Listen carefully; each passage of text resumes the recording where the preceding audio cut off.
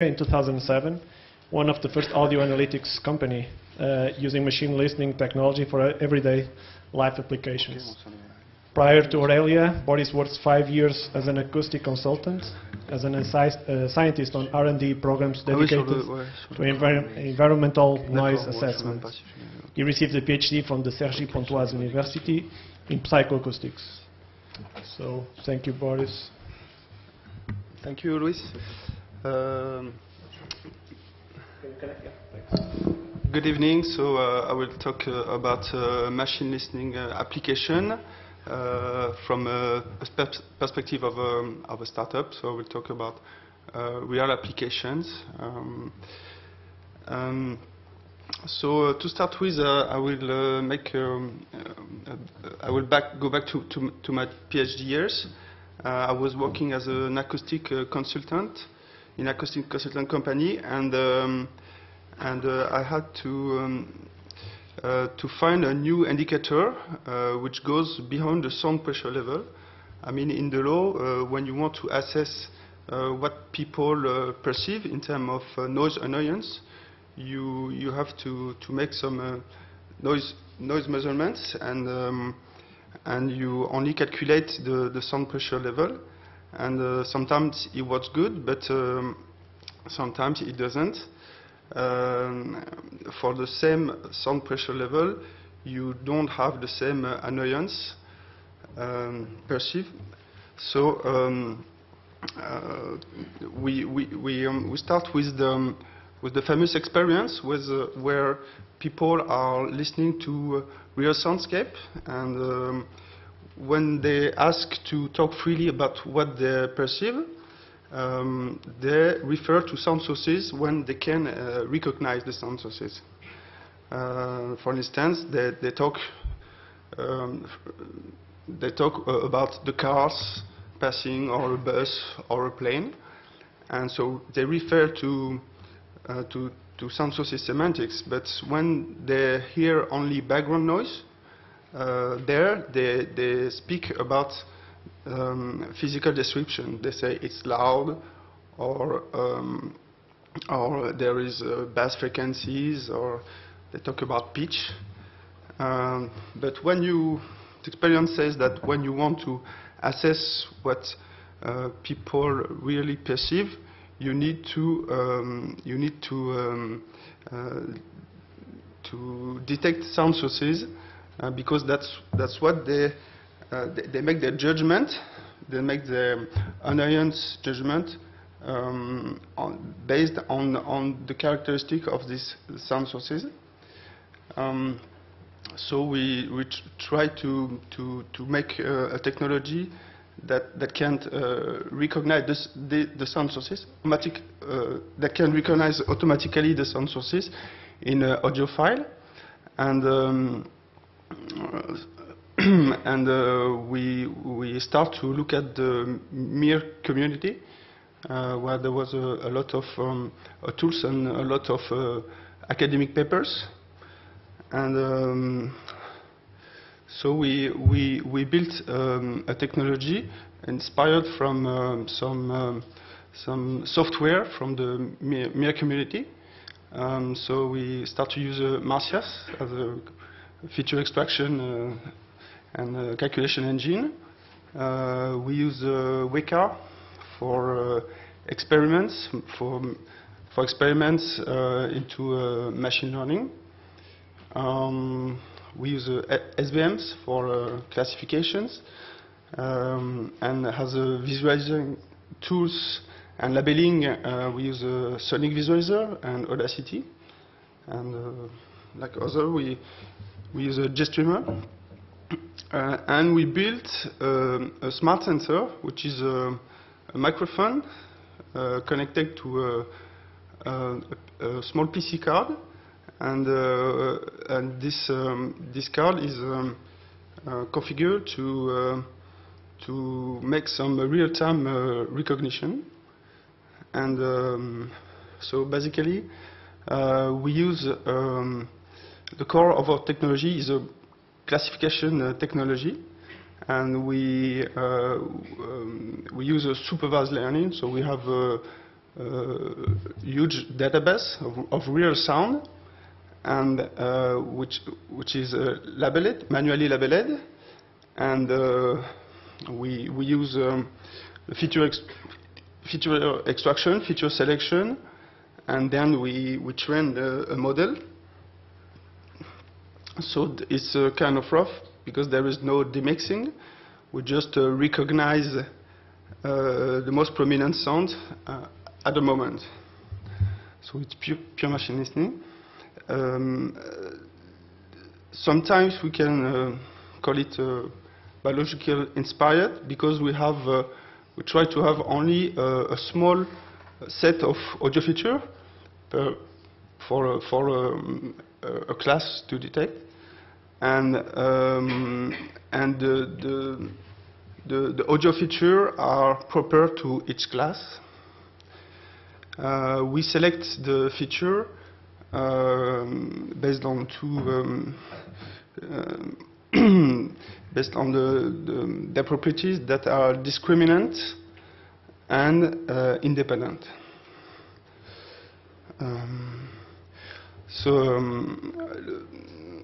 If I talk about the primary function of listening, I think is about surviving, and our ears are trained to prevent from danger, to detect anomalies, and to continuously monitoring around what is occurring.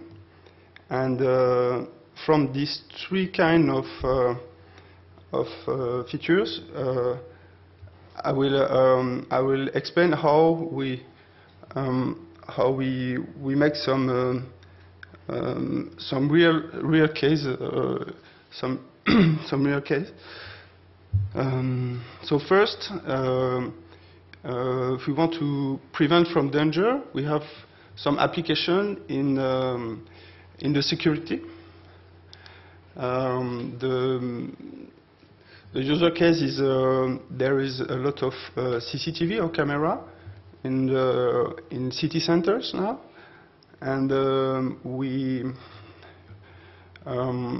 put some audio detection in order to target on what screen an operator have to watch.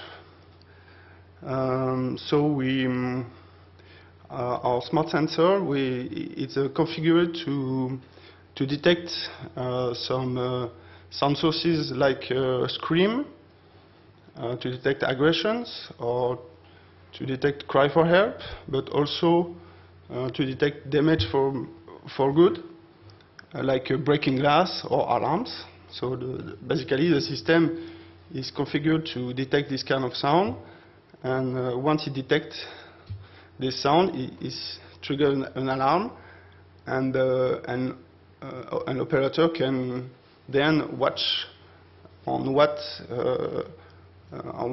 camera he can watch on his screen what is happening.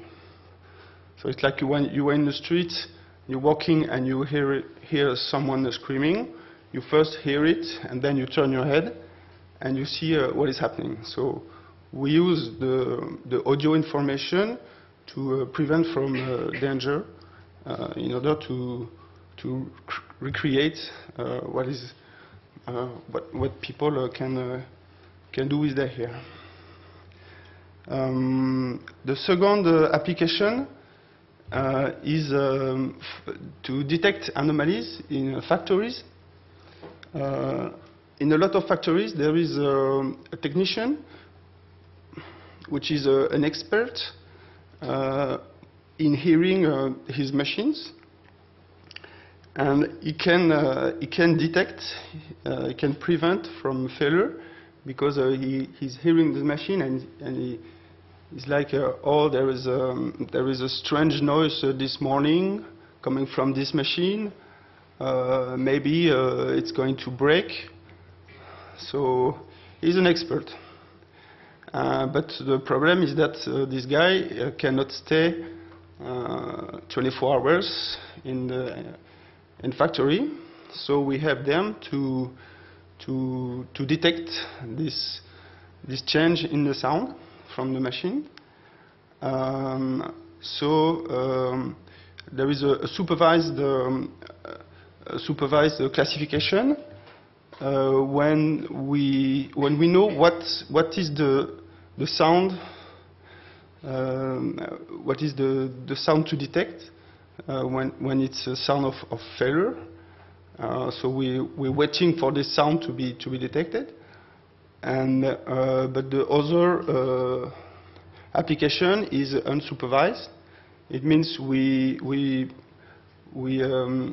make a model of the good sound of the machine, the regular sound, and when it derives from this normality, we send an alarm and saying be careful, your machine is changing noise, so maybe you should stop it and cure it. The third application is the environment. So we can recognize noise sources like a plane, car, horns. So we do it, for instance, for the airports. They make some measurements trying to assess the noise of the plane around the city. So when they make some measurements near the airport, the noise they are measuring is always coming from the plane. But when they make some measurements in the city, near the citizens, there was always some car passing or people speaking, etc. So it's a mixture, and we help them to know if it's a noise coming from a plane or coming from other sound sources, and so that they can make some mapping, noise mapping, intended to the citizens, because citizens they want to know that the airport is taking care of them, and so is making some measurements, and they can watch on the internet, for instance, what is the noise occurring during the day next to their home. Another example is to detect the reverse noise. Reverse noise is when the plane is landing on the airport, they reverse the engine so that they can brake faster. And but when they do that, it makes a lot of noise in the environment, and so it's forbidden to stop while using this reverse noise, but except if it's an urgent. But with our model, we can detect when the planes are using the reverse noise and send alarm and give penalty to the company that are using this kind of noise. So for every study, we make some measurements. Like for the reverse noise, we make some measurements of some recordings of the planes, and then we make some recording of the reverse noise, and we found the audio features that is relevant to this reverse noise, and we train a model to have a sound signature of the reverse noise. So we face several challenges while doing these applications. The first challenge is the diversity of sound. Diversity of sound in the target class, but also in alpha sound and the diversity of the background noises. Like for instance, we were running screen detection in street, and I have a false errors, and I was listening to what was the false errors, and it was a kind of a seagull that was singing in front of the microphone. So there was a false alarm, but so that's an example of the diversity of the sound. Another problem is the interclass confusion. When you want to detect scream, there is scream coming from a real scream, coming from someone who's been aggressed, but it can be children who is playing, and it's very difficult to say no, it's not an aggression. So we say we detect the scream, and after it's the guy under his the camera who is saying no, this is not an aggression. It's just children playing. But the key for the good for having a good performance is the quality of the database. You need to have a learning database, a huge learning database, which have a good diversity of sounds you can detect and you don't have to detect. So to have a good detection of target sound, we try to make a lot of different recordings. Like for detecting screams, we had actors who were screaming in the street, and we were recording them, children, men and women. And for detecting breaking glass, we break some bottles, some glass in the street, and we record that. So that was how we made out our database, but we also take some audio effects from commercial CDs. And so to have a good detection of the target sound, you really don't need to overfit your classifier.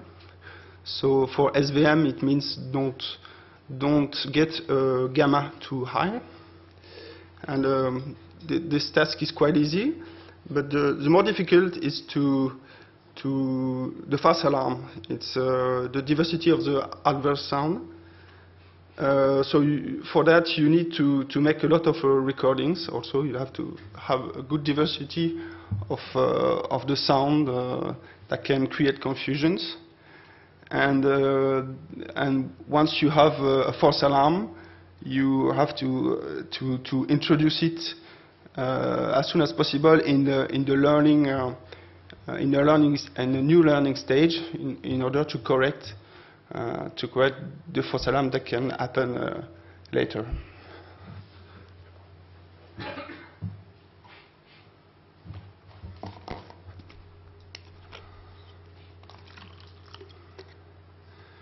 So the second challenge is the occurrence. Sometimes we are asked to detect a break glass somewhere that it never or quasi never happened.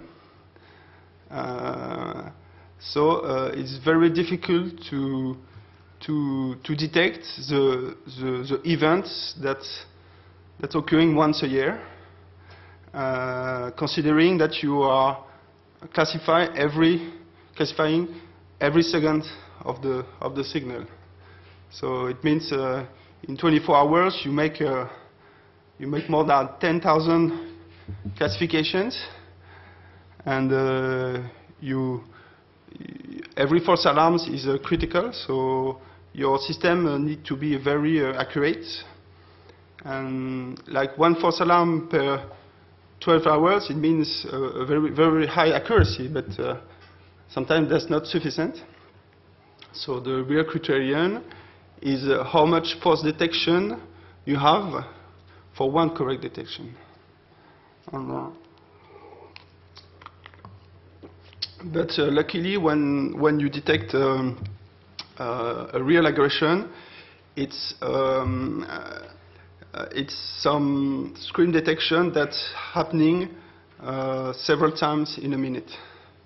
When you have only a screen detected on a 1 second analysis, we are not sure it's a real screen. But when you have like 5 detection in 30 seconds, that means you have it's more likely to be a real aggression. So we can play with these statistics.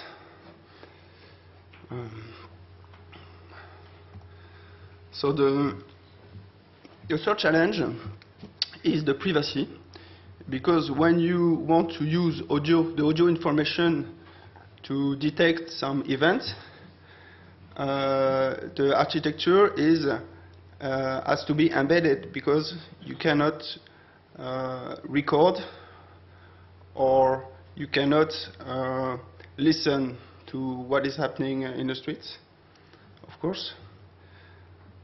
So you cannot transport the audio to a server and make the detection into a server. You need to make the detection near to the microphone, which is in the street. And for that, you need to run your algorithms into a small CPU card. So that's a real challenge, because you need a lot of programming, a lot of good performance, and so that's a real challenge, and that's very important to respect the privacy. And in most of the countries, when you put some microphone in the street, it's very important to make the detection inside next to the microphone. So the fourth challenge is the diversity of audio format. I was talking about our own microphone with our our electronic card, which perform the analysis, but we also are asked to perform sound recognition inside other devices, like smartphones or cameras. And then it's a real jungle, because you have a lot of different formats. You don't control the quality of the sound you need to analyze. So it's about the codecs, it's about the frequency response, and we have to deal also with automatic gain control or voice enhancement, all these treatments that are transforming the sound, and it's disturbing our detection, our classification.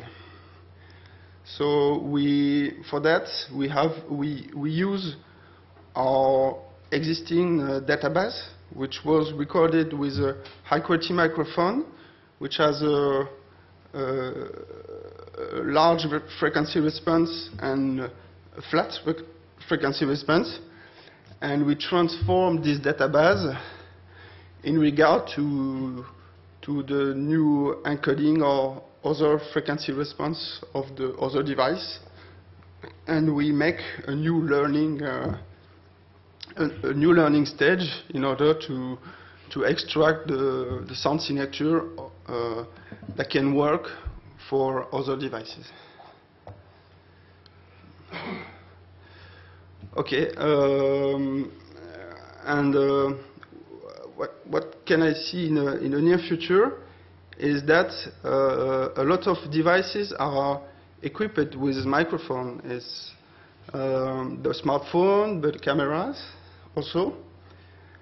And so I think for this kind of application I just mentioned, it will go inside the device and not on server or not on our electronic card, but directly on this device. And in the coming years, it will happen. They will have some applications of sound recognition directly in this device, like smartphone, camera, intercoms. And this requires a lot of optimization from the algorithms and the power consumption. And the new architecture from ARM is very powerful with floating point units, and all the algorithms are going into this device. It's coming to the device. So, thank you for your attention.